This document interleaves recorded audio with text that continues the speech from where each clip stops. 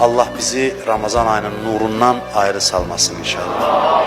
İlahi əllərimizi naumid qaytarma. Amin deyən dilləri lal öldürmə. Bağışlamamış bizi bu dünyadan aparma. Şəri olan hacətlərimizi rəva elə. Danışılan sözləri qəlblərimizdə təsir elə. İzzətin xatirinə izzətimizi əlimizdən alma.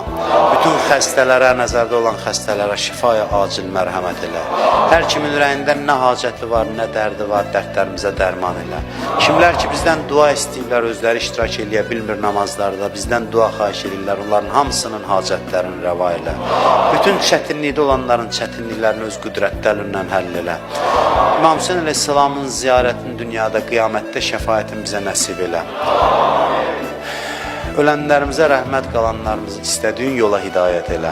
Ömrümüzün axırınacan bizə halal minnətsiz ruzu mərhəmət elə.